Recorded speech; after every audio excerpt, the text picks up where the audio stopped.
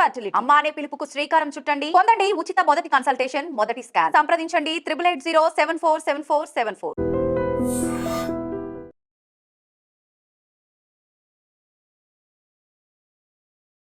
Welcome to I dream. నేను మీ భవ్య. Kidney dialysis అనేది ఒక్కసారి స్టార్ట్ చేస్తే లాంగ్ టర్మ్ చేసుకుంటూనే ఉండాలా, లైఫ్ లాంగ్ అనే క్వశ్చన్ చాలా మందికి వస్తుంది. మరి నిజంగానే చేసుకోవాలా వద్దా, ఈ డీటెయిల్స్ తెలుసుకోవడానికి మెడికవర్ నుంచి senior consultant nephrologist Arun Kumar Dinti doctor మన ముందు ఉన్నారు. ఆయనను అడిగి డీటెయిల్స్ తెలుసుకుందాం. నమస్తే సార్, ఎలా ఉన్నారు సార్? కిడ్నీ డయాలసిస్ అనేది చాలా మంది మేము వింటున్నాము, మీరు వినే ఉంటారు పేషెంట్స్. అది డయాలసిస్ ప్రాసెస్ ఏంటి, అసలు ఏంటి ఆ ప్రాసెస్? మళ్ళీ ఒకసారి స్టార్ట్ చేస్తే లైఫ్ లాంగ్ చేసుకోవాలి, వద్దు అని అనుకునే వాళ్ళు ఉన్నారంట. సార్ దాని గురించి డీటెయిల్స్ చెప్పగలరా? సో డయాలసిస్ అనేదండి యూజువల్గా కిడ్నీ ఫంక్షనింగ్ బాగా తక్కువ అయిపోయినప్పుడు, అంటే filtration capacity 15 ml per minute కన్నా తక్కువ అయినప్పుడు మనం డయాలసిస్ అనేది మనం సజెస్ట్ చేయడం జరుగుతుంది. సో బేసికల్గా ఈ డయాలసిస్లో ఏం జరుగుతుందంటే మన బ్లడ్లో ఉన్న టాక్సిన్ ప్రొడక్ట్స్ని like creatine, urea, extra water, so ఇవన్నిటిని ఏంటంటే మనం ఒక మెషిన్ ద్వారా ఒక ఆర్టిఫిషియల్ ఫిల్టర్ మెంబ్రేన్ అంటాం, దీని హెల్ప్ తీసుకుని మనం ప్యూరిఫై చేసి మళ్ళీ బ్లడ్ని మళ్ళీ పేషెంట్కి రిటర్న్ చేస్తాం. ఓకే. సో ఈ ఫిల్టర్స్ అన్నీ ఉండే మెషిన్ డయాలసిస్ మెషిన్. అయితే ఈ డయాలసిస్ మెషిన్ రన్ అవ్వడానికి మెషిన్లో ఒక పంప్ ఉంటుంది అనమాట. ఈ పంపు సాయంతో మన బ్లడ్ని అయితే ఇక్కడ ఫిస్ట్లో నుంచి, హ్యాండ్ నుంచి కానీ, కొంతమందికి ఇక్కడ జుగులర్ క్యాథెటర్ నెక్ దగ్గర వేసుకుంటారు, కొంతమంది ఫెమరల్ క్యాథెటర్ తొడ దగ్గర. అంటే ఈ నరాలు ఏవైతే హ్యాండ్ దగ్గర ఉన్నాయో సన్నగా ఉంటాయి, దీని నుంచి బ్లడ్ మనకి బయటికి రావడం కష్టం. సో ఈ ఫిస్టులా చేసుకుని లేదా ఈ జుగులర్ క్యాథెటర్ దగ్గర ఈ ట్యూబింగ్స్, ఈ పంపు ఉపయోగించుకుని బ్లడ్ మనం డ్రా చేయడం జరుగుతుంది. ఈ డ్రా చేసిన బ్లడ్ మిషన్లోకి వెళ్ళి ప్యూరిఫై అయిన తర్వాత మళ్ళీ సేమ్ బ్లడ్ మళ్ళీ పేషెంట్కి రిటర్న్ చేసేస్తాం. ఓకే. ఇది జరుగుతున్నంతసేపు ఏంటంటే చాలా మంది పెయిన్ ఉంటుందని అడుగుతారు, కానీ పెయిన్ ఏమి ఉండదు అనమాట. పేషెంట్ టీవీ వాచ్ చేయొచ్చు, ఫోన్ చూడొచ్చు. So completely painless procedure. Okay. So ఇది యూజువల్గా ఒక 4 hours చేస్తుంటాం ఇలా మనము క్లియర్ చేయడానికి ఇదంతా. అండ్ అయితే చాలా వరకు మీరు అడిగినట్టే డయాలసిస్ ఒకసారి స్టార్ట్ చేస్తే లైఫ్ లాంగ్ కంటిన్యూ చేయాలన్న దానికి ఇది ఏంటంటే యూనిఫామ్ ఆన్సర్ ఇవ్వడానికి లేదండి. అంటే డిపెండ్స్ అపాన్ మనకి ఏ కారణం వల్ల కిడ్నీ డ్యామేజ్ అయింది అన్న దాన్ని బట్టి ఉంటుంది. సో కిడ్నీ డిసీజెస్ని మనం బ్రాడ్గా acute kidney injury, chronic kidney diseases కింద డివైడ్ చేసుకుంటాం.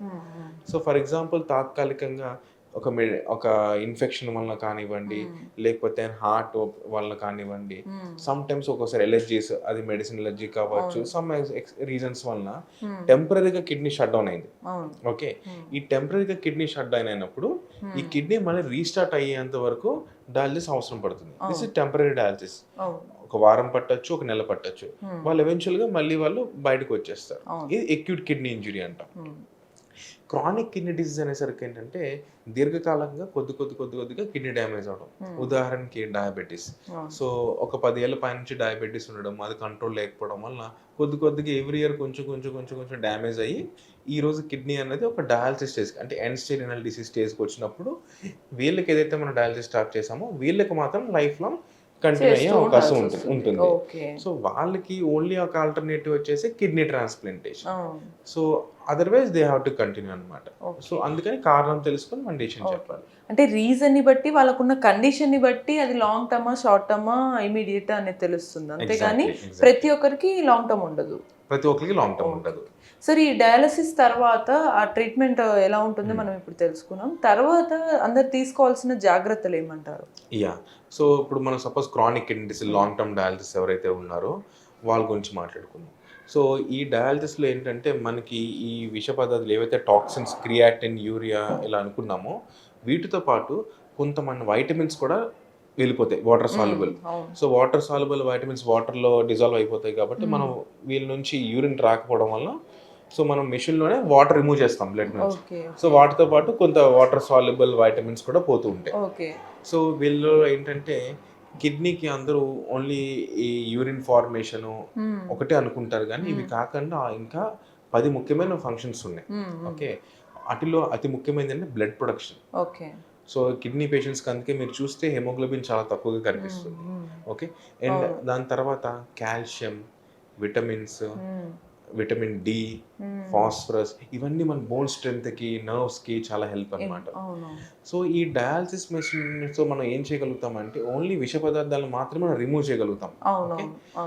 బట్ లైక్ అదర్ ఫంక్షన్స్ ఏవైతే డిస్కస్ చేసుకున్నామో హార్మోనల్ ఫంక్షన్స్ కానివ్వండి, విటమిన్ సి మెటబాలిజం కానీ ఇవన్నీ డయాలసిస్ మిషన్స్ చేయలేదు. అవునవును. సో వీటిని బ్యాలెన్స్ చేయడం కోసం మెడికేషన్ తీసుకోవాల్సి ఉంటుంది. ఓకే ఓకే, ప్రైమరీగా ఇవి ఉంటాయి.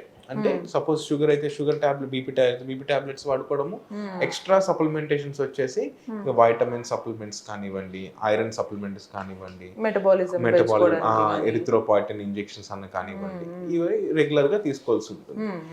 ఇవి కూడా ఏంటంటే డిపెండింగ్ అపాన్ మన పారామీటర్స్ మంత్లీ చెక్ చేసుకుని అవి ఎలా ఉన్నాయి ఆ లెవెల్ హెల్త్ కండిషన్ ని బట్టి మనము డోసేజ్ అనేది సజెస్ట్ చేస్తారు మోస్ట్లీ. అండ్ ఫుడ్ విషయంలో కూడా జాగ్రత్తలు ఏమైనా తీసుకోవాల్సి ఉంటుందా సార్? అయితే నార్మల్ గానే కిడ్నీ అనేది చాలా sensible organ in our body కదా, సో దానికి కొద్దిగా ప్రాబ్లం వస్తేనే ఇవి తినద్దు అవి తినద్దు అంటారు. ఈ పర్టికులర్ డయాలసిస్ చేసిన తర్వాత లైక్ మనం అనుకున్నాం షుగర్ కానీ అదర్ బీపీ ఇష్యూస్ ఉన్న వాళ్ళు ఎటువంటి ఫుడ్ తీసుకుంటే బెటర్, నార్మల్ వాళ్ళు ఎటువంటి ఫుడ్స్ తీసుకుంటే బెటర్ అంట? ఓకే ఓకే, యాక్చువల్గా ఏంటంటే డయాలసిస్ స్టార్ట్ చేయకుండా ప్రీ డయాలసిస్ స్టేజ్లో ఉన్న కిడ్నీ పేషెంట్ ఎవరైతే ఉన్నారో వీళ్ళు మీరు అన్నట్టు చాలా రెస్ట్రిక్షన్స్ మీద ఉంటారు. ప్రోటీన్ రెస్ట్రిక్షన్స్ మీద ఉంటారు, పొటాషియం రెస్ట్రిక్షన్, వాటర్ అని, సాల్ట్ అని, చాలా రెస్ట్రిక్షన్స్ ఉంటాయి. కానీ ఒకసారి డయాలసిస్ స్టార్ట్ చేసిన తర్వాత ఇందులో ఉన్న 50% రెస్ట్రిక్షన్స్ తగ్గిపోతాయి. ఓకే ఓకే, అంటే ఇంకా ఫుడ్ ఆప్షన్స్ పెరుగుతాయి అన్నమాట తినడానికి. ఆఫ్టర్ డయాలసిస్ నార్మల్ పీపుల్ లేదు, డ్యూరింగ్ డయాలసిస్ మీద ఉన్న patient it can be a surprise. అదేంటి డయాలసిస్ మీద ఉన్నప్పుడు అన్ని తినేయచ్చా అంటే ఎస్. సో నాన్ డయాలసిస్ లో ఉన్నప్పుడు ఏం చేస్తామంటే, అంటే డయాలసిస్ ఇంకా స్టార్ట్ కాలేదు, ఓకే, బిఫోర్ స్టేజ్ 4 లో స్టేజ్ 3 లో ఉన్నప్పుడు మన కిడ్నీ ఫిల్టర్ మీద లోడ్ పెరగకూడదు కాబట్టి ప్రోటీన్ రెస్ట్రిక్షన్ పెడతాం. ఫర్ ఎగ్జాంపుల్ ఎక్కువ ప్రోటీన్ తినద్దు అని. కానీ డయాలసిస్ స్టేజ్కి వచ్చిన తర్వాత పేషెంట్కి కిడ్నీస్ ఫంక్షనింగ్ అనేది చాలా మినిమల్ అయిపోయింది, అంటే లెస్ దెన్ 10% ఫంక్షనింగ్ ఉంది అంతే. సో ఈ పర్సన్ అన్నతను ఇంకా ఇప్పుడు ఫర్దర్గా మనం అందరి భయం ఏంటి, నేను ఒక కిడ్నీ పేషెంట్ని చూశాను అంటే డయాలసిస్ స్టేజ్కి వెళ్ళకుండా ఎలా కాపాడుకోవాలనేది primary goal. Already patient dialysis స్టేజ్లో ఉన్నారు, ఓకే. సో ఇప్పుడు నా మెయిన్ గోల్ ఏంటంటే I have to increase the quality of life. నేను డయాలసిస్ స్టేజ్ నుంచి క్రానిక్ కిడ్నీ డిసీజ్ పేషెంట్ మళ్ళీ రివర్స్ చేయలేను, ఓకే.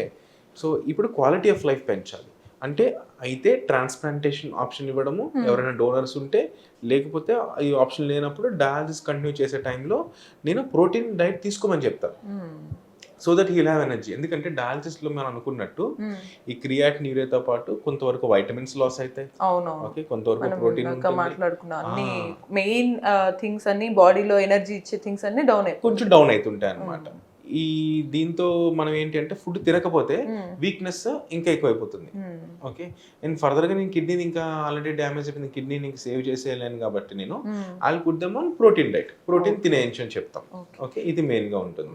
సార్ ఇప్పటి వరకు మీరు చూసిన పేషెంట్స్లో ఎవరైనా కిడ్నీ డయాలసిస్ చేసిన వాళ్ళవి okay this is the good success story, ఇలా కరెక్ట్గా వెళ్తుంది, లాంగ్ రన్ అవసరం లేకుండా ఉంది, అలాంటి స్టోరీస్ ఏమైనా ఉన్నాయి? డెఫినెట్గా అండి. నేను ఫస్ట్ చెప్పినప్పుడు మనకి అక్యూట్ కిడ్నీ ఇంజరీ అనుకున్నాం కదా, ఇందులో చాలా మంది డయాలసిస్ వరకు వెళ్ళి మళ్ళీ బయటకు వచ్చిన వాళ్ళు ఉంటారు, ఓకే. సో ముఖ్యంగా నేను ఒకటి మీకు చెప్తాను. ఒకటి సివియర్గా అంటే ఒక చిన్న మెడికేషన్ ఒకటి, ఓకే, సైడ్ ఎఫెక్ట్ రావడం వల్ల ఆ పేషెంట్కి కిడ్నీ అన్నది డ్యామేజ్ అయింది, ఓకే. ఆ medication could be antibiotic, pain killer, ఏదైనా కానివ్వండి.